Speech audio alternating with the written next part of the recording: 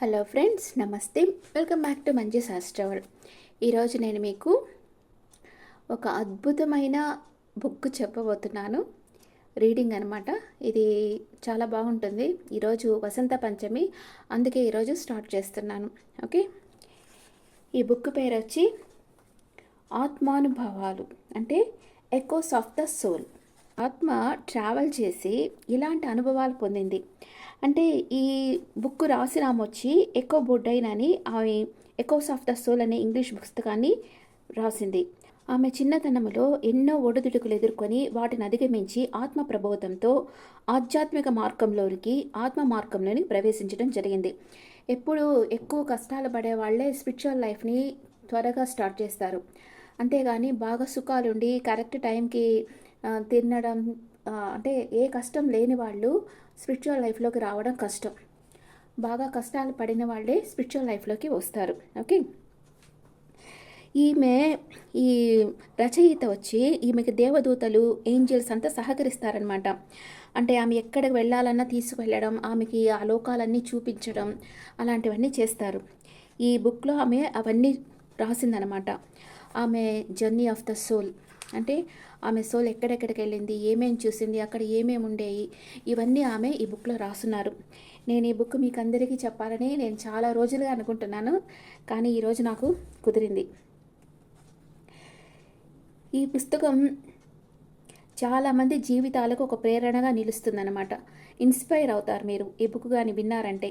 Okay, భౌతిక ప్రపంచంలో ఇప్పుడు మన చుట్టూ ఉండే వాళ్ళు, మీ కొలీగ్స్ కానీ మీ ఫ్రెండ్స్ కానీ మీకు ఎలా హెల్ప్ చేస్తారో, అలాగే సూక్ష్మలోకవాసులు, వేరే డైమెన్షన్లో ఉండే వాళ్ళు కూడా మనకు అలానే సహాయపడుతూ ఉంటారు. నేను ఎప్పుడు చెప్తాను కదా, మీ చుట్టూ ఏంజల్స్ ఉన్నారు, మీరు హెల్ప్ అడగండి, వాళ్ళు చేస్తారు, వాళ్ళు రెడీగా ఉన్నారు మీ హెల్ప్ తీసుకునేదానికి. ఓకే, అంటే భౌతిక శరీరం తీసుకోకుండా సూక్ష్మలోకాల్లో సంచరించే అనేక మంది మహాత్ములు, అంటే ఎక్కువ మెడిటేషన్ చేసిన వాళ్ళు ఆఫ్టర్ సమాధి అవుతారు కదా, చనిపోయిన తర్వాత, అంటే దాన్ని సమాధి అవుతారు అని చెప్పాలన్నమాట. మహాత్ములు చనిపోయారు అని చెప్పకూడదు, సమాధి అయ్యారు అని చెప్పాలి. అలాంటి వాళ్ళు సమాధి అయినప్పుడు వాళ్ళ ఆత్మ వేరే లోకాల్లో ట్రావెల్ చేస్తూ ఉంటుంది. వాళ్ళు కూడా మనకి హెల్ప్ చేస్తూ ఉంటారు. సూక్ష్మ రూపంలో అదృశ్యంగా మన వెనక ఉండి మనల్ని నడిపిస్తూ ఉంటారు. అలాగే మనం ఆపదలో ఉన్నప్పుడు కూడా ఎలా రక్షిస్తారో ఈ రచయిత్రి ఆమె స్వానుభవం అనమాట, ఆమె ఎక్స్పీరియన్స్తో ఈ బుక్ రాయడం జరిగింది. పునర్జన్మ సిద్ధాంతాలు, కర్మ సిద్ధాంతాలు, జనన మరణ రహస్యాలు ఆమె చాలా బాగా వివరించారు ఈ పుస్తకంలో. ఓకే ఓకే మనం ఈ బుక్ చదివిన తర్వాత ఆ తర్వాత మీ కమెంట్స్ నాకు చెప్పండి. మన జీవన ప్రయాణంలో ఎన్నెన్నో ప్రశ్నలు మన అంతరంగంలో సమాధానాల కోసం ఎదురుచూస్తూ ఉంటాయి. ప్రశ్నలు అనేకానేకం అయినప్పటికీ వాటన్నిటి యొక్క సారాంశం మాత్రం ఇదే: అసలు మనం ఎవరం, ఎందుకు ఈ భూమిపై జన్మించాం, నిజంగానే అసలు ఆత్మలకు వేరే లోకం అనేది ఉంటుందా, లేక ఇదంతా కవులు, తత్వవేత్తలు సృష్టించబడ్డ మాయా ప్రపంచమా? ఒకవేళ నిజంగానే ఆత్మలకు వేరే లోకం కనుక ఉన్నట్లయితే ఆ లోకానికి మనకు గల సంబంధం ఏంటి? పూర్వజన్మ కర్మలు అనుభవించడానికే మనం మానవులుగా జన్మించేమా, లేక భగవంతుడు మన ఆత్మలకు లయం లేని శాశ్వతమైన జీవితాన్ని ప్రసాదించాడా? ఇలాంటి ప్రశ్నలన్నీ మనకు వస్తూనే ఉంటాయి. నాకైతే వేరే లోకంలో వాళ్ళు ఏం తింటారు, అసలు వాళ్ళ టైంపాస్కి ఏముంటుంది అక్కడ, వాళ్ళ డే టు డే లైఫ్ ఏంటి, ఇవన్నీ తెలుసుకోవాలని చాలా ఇంట్రెస్ట్ అనమాట. అట్లాగా ఎవరైనా మీడియం దొరికితే, వేరే డైమెన్షన్లో ఉండే వాళ్ళతో మాట్లాడే మీడియంస్ దొరికితే వాళ్ళతో మాట్లాడాలి, అలా నేర్చుకోవాలి అని నాకు ఇంట్రెస్ట్ బాగా. ఇప్పుడు చాలామంది మెడిటేషన్ అదంతా ఫాలో అవుతున్నారు కదా, అతీంద్రియ శక్తుల్ని నమ్ముతున్నారు. అండ్ చాలామంది ఆధ్యాత్మికవేత్తలుగా, సిద్ధులుగా, యోగులుగా తయారవుతున్నారు. మరికొందరిని ఈ యూనివర్స్ ఎలా తయారు చేస్తుందంటే, అంటే పరమాత్మ, జీసస్, కృష్ణుడు, బుద్ధుడు ఇలాంటి అవతార పురుషులందరూ వచ్చి వెళ్ళారు. వాళ్ళ స్పీచెస్లో అంతా ఒకటే: అందరితో ప్రేమగా ఉండండి, అహింస అంటే జీవహింస చేయకండి, అందరితో ప్రేమగా ఉండండి, అదే చెప్తారు. బాగా కొంచెం మెచ్యూర్డ్గా ఉండే వాళ్ళకి మెడిటేషన్ చేసుకోమని కూడా చెప్తారు వాళ్ళు. దేవదూతలు, ఆధ్యాత్మిక గురువులు ఏ లోకంలో అయితే నివసిస్తారో ఆ లోకాలను వీక్షింప చేయడమే కాకుండా భూమిపైన చనిపోయిన వారి ఆత్మలతో సంభాషించగలిగేలా చేస్తుంది. అటువంటి అతీంద్రియ శక్తులు కలిగిన వారిలో ఎకో బొడ్డైన్ కూడా ఒకరు. ఈమెకు కూడా చిన్న వయసు నుంచి ఈ ఎనర్జీ ఉంటుందన్నమాట, అతీంద్రియ శక్తి. ఈమె ఫస్ట్ వచ్చి మనము ఈ ఎర్త్‌కి వచ్చిందే లెసన్స్ నేర్చుకునేదానికి. మీ గత జన్మలన్నీ మీరు గుర్తుకు తెచ్చుకున్నారంటే, అంటే మీరు ఈ జన్మలో వేటి మీద ఎక్కువ ఇంట్రెస్ట్ ఉందో మీకు, అవన్నీ మీరు ఆల్రెడీ నేర్చేసుకున్నవి. పోయిన జన్మలోనే నేర్చేసుకున్న. ఇప్పుడు చిన్న పిల్లల్ని చూడండి, ఏమీ నేర్పించకుండానే కొందరంతా బాగా పాటలు పాడుతుంటారు, డ్రాయింగ్ ఏస్తా ఉంటారు. బాగా వాళ్ళకి నాలెడ్జ్ బాగుంటుంది. ఎవరు పెద్దగా వాళ్ళకి నేర్పించరు. కానీ వాళ్ళకి వాటంతట అవే వస్తాయి. ఎలా వస్తాయంటే, వాళ్ళ ఆత్మలో ఈ నాలెడ్జ్ అంతా పోయిన జన్మలో నేర్చుకున్నదంతా అలాగే ఉంటది. మీరిప్పుడు ఎంత నాలెడ్జ్ మీరు గెయిన్ చేస్తారో, అదేననమాట మీ ప్రాపర్టీ. మీరు వేరే జన్మకి అది తీసుకెళ్ళగలరు. మర్చిపోరు మీరు. మనం మెటీరియల్ థింగ్స్ అంటే ఇల్లు, భూములు ఇవన్నీ కొనుక్కున్నామంటే నగలు ఇవన్నీ, అవన్నీ ఇక్కడే పడేసెళ్ళాలి. అది నాలెడ్జ్‌ని మాత్రం మీరు పడేసి వెళ్ళరు. తీసుకెళ్తారు మీతో పాటు. అదనమాట నాలెడ్జ్‌కి, మెటీరియల్ థింగ్స్‌కి ఉండే డిఫరెన్స్. ఓకే. ఈ ఎకో బర్డ్ వచ్చి 17 ఇయర్స్ అప్పుడు బాగా ఆడుకుంటా ఉంటారు కదా! ఒక హాల్‌లో కూర్చొని మాట్లాడుకుంటా ఉంటారనమాట. వాళ్ళ ఫాదర్‌తో ఈ అమ్మాయి ఆళ్ళందరూ కూర్చొని మాట్లాడుకుంటుంటే, వాళ్ళ బ్రదర్ వచ్చి నేను డ్రమ్స్ ఈరోజు ప్లే చేస్తాను అని వెళ్తాడు. వాళ్ళకి అండర్ గ్రౌండ్‌లో రూమ్స్ ఉంటదనమాట. ఇట్లాగంతా ప్లే చేసేదానికి. డ్రమ్స్ ఆర్ పియానో ఇలాగంతా ఉంటాయి. వాడు వచ్చి రాకుండా అవన్నీ ప్లే చేస్తా ఉంటారు. వీళ్ళు వినలేక కూర్చో ఉంటారనమాట ఇంక వింటా. కొంచెం సేపటికి మంచి మ్యూజిక్ వినిపిస్తది వాళ్ళకి. ఏంటి వీడికేం రాదే, ఇంత లోపలే వీడు ఎట్లా ఇట్లాగా మ్యూజిక్ ప్లే చేస్తూ ఉన్నాడు అని ఆశ్చర్యంగా చూస్తూ ఉంటారు. అప్పుడు కొంచెం సేపటికి ఆ మ్యూజిక్ ఆగిపోద్ది. అప్పుడు వాడు భయపడి వచ్చేస్తూ ఉంటాడు. ఏమైంది అని అడిగితే, లేదు నా దగ్గరికి ఒక తెల్లటి ఆకారం వచ్చింది, నా చేతులు పట్టుకొని అదే ప్లే చేసింది కొంచెంసేపు, ఆ తర్వాత వెళ్ళిపోయింది అని చెప్తాడు. అప్పుడు వాళ్ళ నాన్న చెప్తారు, మీ 4 ఫాదర్స్కి మనకి అందరికీ అతీంద్రియ శక్తులు ఉన్నాయి, అందరికీ ఉన్నాయి, కానీ మీకు అవి ఇంకా తెలీదు, యాక్టివేట్ చేసుకోవాలి మీరు అని చెప్తారు వాళ్ళ నాన్న. వాళ్ళందరికీ చాలా షాక్ అవుతారనమాట.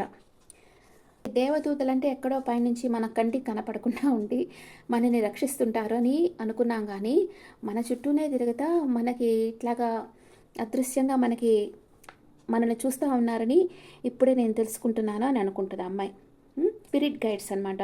ప్రతి ఆత్మకి ఒక గైడ్ ఉంటారు, వాళ్ళని స్పిరిట్ గైడ్స్ అంటారు. వీళ్ళు ప్రతి జన్మలో మనకి హెల్ప్ చేస్తూ ఉంటారు.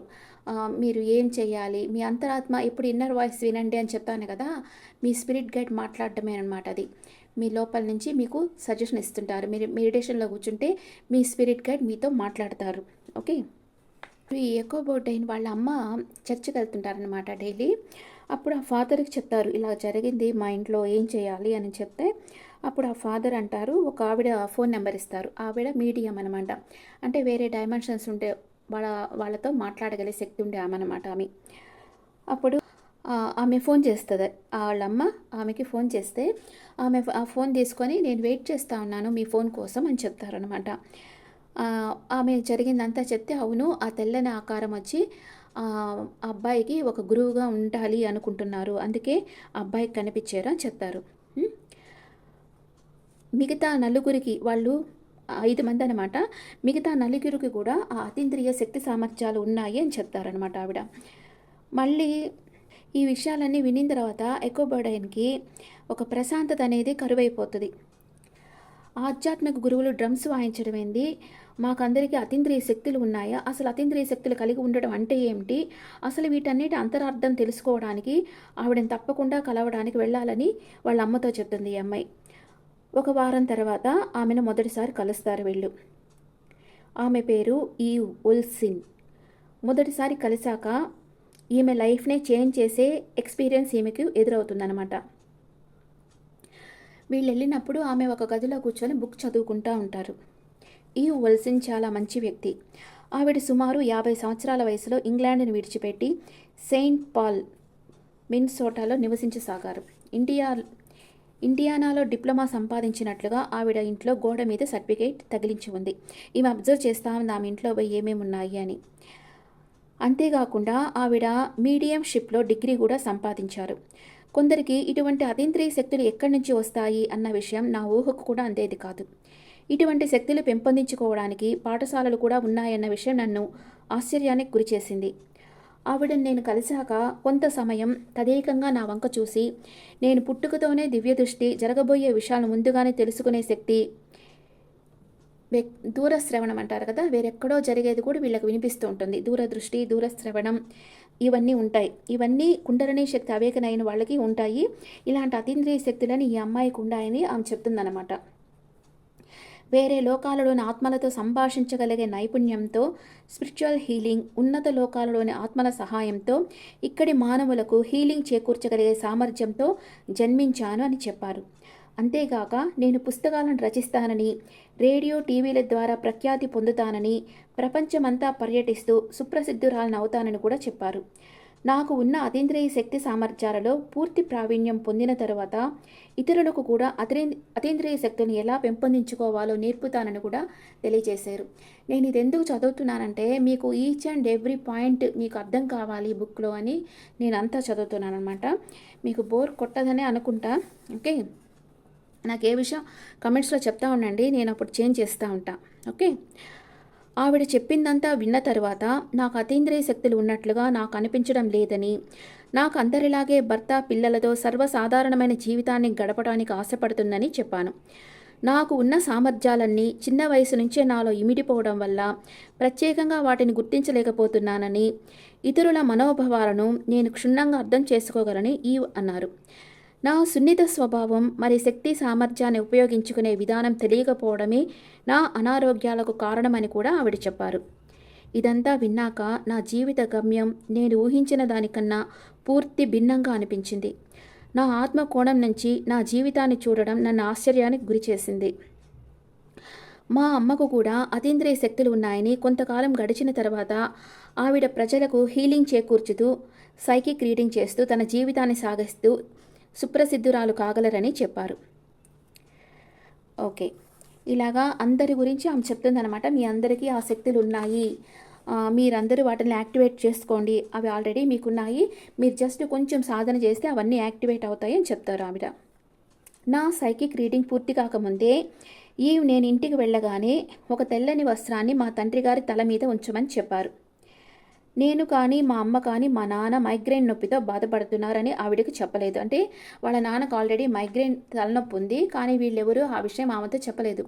కానీ ఆమె చెప్తారనమాట, నువ్వు ఇంటికి వెళ్ళగానే ఒక వైట్ క్లాత్ తీసి మీ నాన్న తల మీద పెట్టు అని. ఆ హీలింగ్ ఎనర్జీ అనమాట వాళ్ళ తండ్రికి ఈ అమ్మాయి రాగానే చేస్తుంది అనమాట. అట్లాగా వైట్ క్లాత్ వేసి ఆ పరమాత్మని ప్రేయర్ చేస్తుంది. అంటే ఈ హీలింగ్ ఎనర్జీని మా తండ్రికి ప్రసాదించమని ప్రార్థన చేయమని ఆమె చెప్తుంది అనమాట ఈ అమ్మాయితో. ఈ అమ్మాయి రాగానే వాళ్ళ నాన్నకు అలా చేస్తుంది. కొంచెం సేపట్లో ఈ అమ్మాయి చేతులన్నీ వేడెక్కి ఆ ఎనర్జీ అంతా ఈ అమ్మాయి చేతిలో నుంచి ఆయన తలలోకి పోయి కొన్ని నిమిషాల్లో ఆయనకి తలనొప్పి తగ్గిపోతుంది. ఆమె చాలా ఆశ్చర్యపోద్ది, ఇంత పవర్ ఉందా నా చేతులకి అని ఆశ్చర్యపోద్ది అనమాట. ఆ అమ్మాయికి రాత్రంతా నిద్ర పట్టదు. అమ్మాయి అంటుంది, నేను పడుకునే ఉన్నప్పటికీ అంతు చిక్కని ప్రశ్నల ప్రవాహం నా మనసును తుడిచివేశాయి. నేను చదువు మానేసి ప్రపంచమంతా పర్యటిస్తూ రోగగ్రస్తులని శాశ్వతపరచాలా? ఈ ప్రపంచంలోని పేషెంట్స్ని హీలింగ్ చేసే బాధ్యత నేను వహించాలా? నా జన్మకు సార్థకత ఇదేనా? దీనికోసం భగవంతుడు నన్ను ఎందుకు ఎంచుకున్నాడు? నేను విస్తా అనే ధీరును ఉద్ధరించే సంస్థలో చేరాలా? నా స్నేహితుడు ఏమనుకుంటారు? ఆమెకి ఇలా క్వశ్చన్స్ వస్తూనే ఉంటాయన్నమాట. నేను ఇంటర్నేషనల్గా ఎలా రికగ్నైజ్ అవుతాను? నా సిగ్గుని బిర్యానీని ఎలా చేయించగలుగుతాను? అసలు ప్రజల పుస్తకాలు ఎలా వ్రాస్తారు? ఇదంతా ఎలా జరుగుతుంది? నేను ఇక నుండి ఎక్కువగా చర్చిలకు వెళ్ళాలా? అంటే బైబిల్ చదువుకోవాలా? వాళ్ళకి అదే కదా, నేను బైబిల్ చదవాలా, చర్చికి వెళ్ళాలా? అప్పుడు నా చదువు సంగతి ఏంటి? అందుకేనా నా బాల్యం నుంచి నన్ను తరచూ ఒక మగ గొంతు ఆదివారం బడికి వెళ్ళమని, జీసస్ గురించి అంతా తెలుసుకోమని, జీసస్సే నీ మార్గదర్శకుడు, ఆయన ఆ అమ్మాయి లోపల నుంచి ఒక వాయిస్ అమ్మాయికి వినిపిస్తూ ఉంటుందన్నమాట. జీసస్సే నీకు మార్గదర్శకుడు, ఆయన భూమిపై జన్మించడానికి గల ముఖ్య ఉద్దేశం మానవుడు ఎలా జీవించాలో తెలియజేయడమే అని చెప్తూ ఉండేది ఆమెకి. అప్పుడు ఈమె వచ్చి ఒక ఆధ్యాత్మిక తరగతులకు హాజరవద్దనమాట. బీర్డి అనే ఆధ్యాత్మిక గురువు యొక్క తరగతులకు హాజరవుతుంది. నేను కోరుకున్న విధంగానే ఆవిడ అతీంద్రియ శక్తి సామర్థ్యాలు కలిగి ఉండడమే కాకుండా ఒక సమర్థవంతమైన గురువు. నా అనుమానాస్పదమైన అంతులేని ప్రశ్నలకు ఆవిడ ఎంతో ఓర్పుగా కూర్చొని సమాధానాలు ఇస్తూ ఉండేది. ఆవిడని విసిగించాలన్న ఉద్దేశంతో నేను ఆవిడని అవన్నీ అడగలేదు. ఆవిడ నాకు సూక్ష్మ శరీరయానం అంటే ఆస్ట్రల్ ట్రావెల్ పునర్జన్మలు, ఆత్మస్వరూపంలో ఉండే గురువులు, దేవదూతలు, శరీరాన్ని అనుసరించి ఉన్న కాంతి అంటే అర, ఖనిజాలను అన్వేషించడం, మరణానంతర జీవితం ఇలాంటివి చెప్పడమే కాకుండా నాకున్న అతీంద్రియ శక్తులను గుర్తు చేయడం వల్ల నా వాస్తవిక జీవితం నా ఊహకు భిన్నంగా మారిపోయింది. నా జీవితం నా స్నేహితుల జీవితానికి భిన్నంగా మారడం నాకేమాత్రం నచ్చలేదు. అందరిలాగే నేను కూడా సహజమైన జీవితాన్ని గడపాలనుకున్నాను. నేను మా అమ్మ ఎటువంటి పరిస్థితుల్లో ఉన్నామో బీర్డీకి అర్థమైంది. అంటే ఈమెకి ఇవన్నీ నేర్పించే వాళ్ళ గురువుకు అనమాట. ఆవిడ మా సందేహాలు తీరుస్తూ మా అతీంద్రియ శక్తులు ఎలా డెవలప్ చేసుకోవాలో సహాయపడుతూ మాతోనే 2 సంవత్సరాలు ఉండిపోయింది. నేను నేర్చుకున్న విషయాలు నా మిత్రుల విషయంలో అనుభవంలోకి రాసాగాయి. శుభవార్తలను ముందుగా తెలుసుకున్నప్పుడు మాకు చాలా ఆహ్లాదంగా ఉండేది. క్లిష్టమైన అవాంఛనీయమైన సంఘటనలు జరగబోతున్నాయని తెలుసుకున్నప్పుడు భయభ్రాంతులకు లోనయ్యేవాళ్ళం. ఈ అమ్మాయికి ఏదైనా మంచి జరగబోతున్నా చెడు జరగబోతున్నా ముందే తెలిసిపోతూ ఉండేది. ఆమె వాళ్ళ దగ్గర ట్రైనింగ్ తీసుకుంటుంది అనమాట. ఈ అతీంద్రియ శక్తుల్ని ఆమె యాక్టివేట్ చేసుకుంటుంది ఒక గురువు దగ్గర. మా దేవదూతల గురించి తెలుసుకోవడం అతీంద్రియ శక్తుల్ని పెంపొందించుకోవడంలో ఒకానొక భాగం. కానీ అలా తెలుసుకోవడం ఒక పక్క ఉత్సాహాన్ని ఇంకొక పక్క భయాన్ని కలిగించేది. ఒకానొక ప్రముఖమైన టీవీ కార్యక్రమంలో చూపించినట్లుగా టోపర్కి లాగా నా పక్కన కూడా ఎల్లప్పుడూ ఆత్మలు తిరుగుతూ ఉంటాయా అని ఊహించుకుంటూ ఉండేదాన్ని. టోపర్కి మరణించిన జార్జి మరి మల్లిన్ కిర్బ్ అనే 2 స్నేహితులు తమ పక్కనే ఉంటూ తనకు మాత్రమే కనపడదు తనతో మాట్లాడుతూ ఉండేవారు. నా పక్కన కూడా జార్జి మరియు మలిన్ కీర్ లాంటి వారు ఉన్నారేమో అనిపించేది. బీర్డీ ఎల్లప్పుడూ మమ్మల్ని మా ఆత్మరూపంలో ఉన్న గురువుల గురించి తెలుసుకోమని, వారు మాకు కనిపించినప్పటికీ వారితో మాట్లాడుతూ ఉండమని, అంటే మన చుట్టూ ఏంజల్స్ ఉన్నా కూడా వాళ్ళు మనకు కనిపించకపోయినా కూడా నేను చెప్తాను కదా, మీ కోరికలు వాళ్ళతో చెప్పుకోండి, వాళ్ళు మీ దగ్గర ఉన్నట్లే మీరు మాట్లాడుకోండి, అదేలాగా మీరు ప్రేమించిన వాళ్ళు కూడా మీ దగ్గర ఉన్నట్లే మీరు మాట్లాడుకోండి, తప్పకుండా చేరతాయి అని చెప్తాను కదా, అదనమాట ఇక్కడ. వాళ్ళు మీకు కనిపించినప్పటికీ వారితో మీరు మాట్లాడుతూ ఉండమని, వారితో స్నేహపూర్వకమైన బంధాన్ని ఏర్పరచుకోమని ప్రోత్సహిస్తూ ఉండేవారు. అంతేకాకుండా మా ఈ ఆధ్యాత్మిక జీవన ప్రయాణంలో ఎంతగానో వారు మాకు సహాయపడతారని చెప్పారు. నాకు చాలా భయం వేసింది. దేవదూతల గురించి తెలుసుకోవడం చాలా నిదానంగా జరిగే ప్రక్రియ. నేను లైట్ వేసుకొని పడుకునేదాన్ని, ఎందుకంటే నా సోదరుని దేవదూతల్లాగా నా దేవదూతలు కూడా గాలిలో తేలుతూ ఉంటే నేను భయపడకుండా ఉండడానికి. నన్ను నిశ్శబ్దం చాలా భయానికి గురి చేసేది కనుక నేను ఎల్లప్పుడూ రేడియోని మ్రోగిస్తూ ఉండేదాన్ని. వాళ్ళు నాతో మాట్లాడడం మొదలుపెట్టేస్తారేమోనని నాకు చాలా గుబులుగా ఉండేది. అంతేకాకుండా వారి మాటలు ఎలాంటి శబ్దాలతో గోచరిస్తాయోనని ఆశ్చర్యంగా ఉండేది. ఒకరోజు నేను వంటగదిలో పనిచేసుకుంటున్నప్పుడు మొట్టమొదటిసారి నా దేవదూతల మాటలు విన్నాను. వారు ఒక సున్నితమైన స్వరంతో మాట్లాడారు. సరిగ్గా చెప్పాలంటే నాలోనే ఒక ఆలోచన మిదిలినట్లుగా అనిపించింది. ఆ స్వరం నాతో, నా పేరు థియోడీర్, ఆ దేవదూత చెప్తుందన్నమాట ఈ అమ్మాయికి, నా పేరు థియోడీర్, కానీ నువ్వు నన్ను టెడ్డీ అని పిలవవచ్చు అని చెప్పింది. తర్వాత నా లోపల నుంచి ఒక ఆడగొంతు వినిపించింది. నా పేరు యానా అని చెప్పింది. నాకు వినపడిన ఈ కంఠధ్వనులు నా ఆలోచన కన్నా భిన్నంగా ఏమీ అనిపించలేదు. నేను వాళ్ళని ఇంకా నాతో మాట్లాడమని అడిగాను, కానీ వాళ్ళు అంతకు మించి ఏమీ మాట్లాడలేదు. కారణ శరీరంతో ఉండే గురువులు ఎక్కువ మాట్లాడరని, మనకు ఏ విషయం ఎంతవరకు అవసరమో అంతవరకే చెప్తారని బీర్డీ నాతో చెప్పారు. దేవదూతలు నాతో మాట్లాడడానికి ఇబ్బంది పడకూడదని అప్పటినుంచి నేను ఇంట్లోనూ కారులోనూ వెళ్ళేటప్పుడు రేడియోను మోగించడం ఆపేశాను. నాలో భయం తగ్గుతున్న కొద్దీ నాతో ఎక్కువసార్లు వాళ్ళు సంభాషించడం మొదలుపెట్టారు. నేను ఎదుటి వారిని హీలింగ్ చేస్తున్నప్పుడు కూడా నా దేవదూతలు నాకెంతగానో సహకరించేవారు. అంతేగాక నాకున్న హీలింగ్ ఎనర్జీ, ఆత్మ పరిశీలన శక్తిని, సైకిక్ రీడింగ్ నేను క్షుణ్ణంగా అవగతం చేసుకోవడానికి కూడా ఎంతగానో తోడ్పడ్డారు. 1970 ముందు వరకు సైకిక్ రీడింగ్ జరపడానికి గవర్నమెంట్ ఒప్పుకునేది కనుక నేను ప్రస్తుతం నాకున్న హీలింగ్ ఎనర్జీ కేవలం నా కుటుంబ సభ్యులకు మాత్రమే ఉపయోగించగలను. నేను హీలింగ్ చేకూర్చే వ్యక్తుల మీద చేతులు ఎక్కడ ఉంచాలి, ఏం మాట్లాడాలి అన్న విషయంలో దేవదూతలు నాకు మార్గదర్శకత్వం చేస్తుండేవాళ్ళు, అంటే గైడ్ చేస్తూ ఉండేవాళ్ళు. అంతేగాక వారు నాకు కొన్ని పద్ధతులను, నైతిక విలువలను, నా పరిమితులను నాకు అర్థమయ్యేలా చెప్పేవారు. మరణం అంటే కేవలం హీలింగ్ చెందడమే అని, అది ఆరంభమే కానీ అంతం కాదని నాకు అర్థమయ్యేలా తెలియచెప్పేవారు. మరణం అనేది సర్వసాధారణమైన విషయమని చెవిలో ఇల్లు కట్టుకొని చెప్తూ ఉండేవాళ్ళు. రేపు ఇంకో వీడియో తీస్తాను. ఇంతవరకు ఇది ఎలా ఉందో నాకు కమెంట్స్‌లో చెప్పండి. ఇది మీకు ఇంట్రెస్టింగ్‌గా ఉందా? లేదా? చెప్పండి. ఈ బుక్కు మీరందరూ వినాలి ఎట్లాగన్నా సరే అని నేను అనుకుంటున్నాను. మీరు వినకపోయినా కూడా నేను చెప్తాను ఈ బుక్కు. ఎందుకంటే ఈ నాలెడ్జ్ మీకందరికీ రీచ్ కావాలి. మన వేరే డైమెన్షన్స్‌లో ఎలా ఉంది? అక్కడ వాళ్ళు ఎలా ఉన్నారు? అదంతా చాలా బాగా రాసున్నారు ఆ బుక్‌లో. నేను ఆ బు ఈ వీడియోస్ తప్పకుండా తీస్తాను. ఇది ఎలా ఉందో మాత్రం నాకు కమెంట్స్‌లో చెప్పండి. Okay friends. హ్మ్.